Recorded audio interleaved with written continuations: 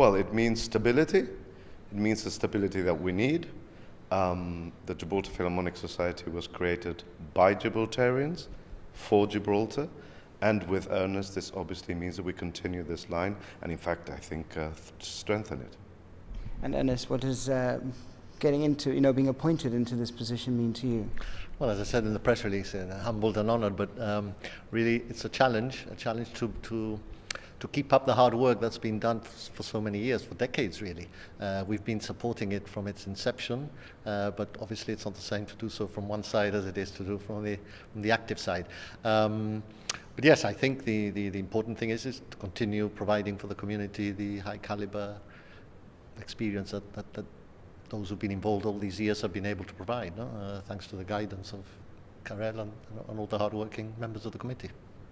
I'll pose this one to both of you, but Karel, I'll come to you first. It was set up in 1998, so next year that's 25 years. How do you feel about the level that you've brought to Gibraltar and have continued to? Has it been interesting, fun, a struggle to bring notable names to perform here in Gibraltar? Well, like anything, when it starts, it's obviously much harder.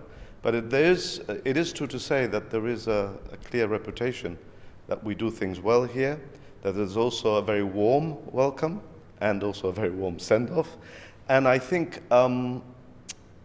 what I am very proud about is that if you look at the other cultural centers around Gibraltar, let's say Malaga, which is the closest, and also Seville, there's no question, at least in my mind, that the artists we bring are superior in quality and in standing within the international music community. And that, of course, is something that I'm very proud of.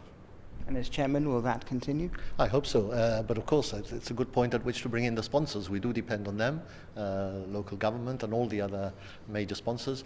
Without that it would be impossible to keep up the high caliber that Karel was referring to.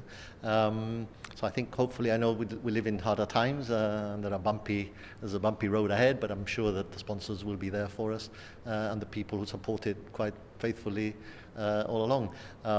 I'd like to pick up on what Karel said about the warm reception that artists get when they come. I think those of your listeners hearing this will probably agree with it. I think that you do get the feeling from the artists that they welcome a small family-like audience who appreciate what they're doing and they can feel close in a way that I'm sure in a large theatre in a large city probably is not as easy. So I think the venues we use, like the convent or even the cave, make that possible in a way that perhaps bigger theatres don't. So.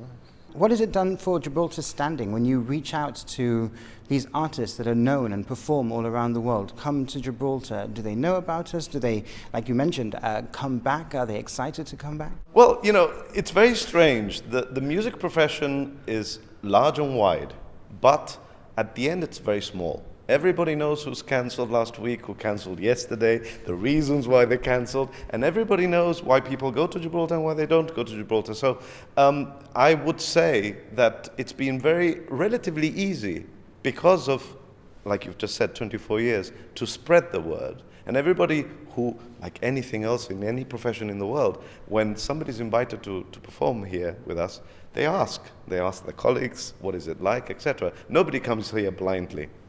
I don't ever go to an orchestra blindly either. It's just part of what we do. And obviously the feedback has always been good because we've never had anybody say, we're not interested. It is also true that we focus on the right people to come because it's a fit. It's not just an artist that comes and performs or sings or whatever. It's also an artist that fits for this public and fits for what we are looking to do here. Ernest, I'll come to you now for this question. You've worn many different hats. You've been Director of Education and Chief Secretary to the Government of Gibraltar. How excited are you about this new challenge? Extremely. I mean, I still do some voluntary things for the community, but certainly this one is very much close to my heart. I've been supporting this venture from its inception. We love coming.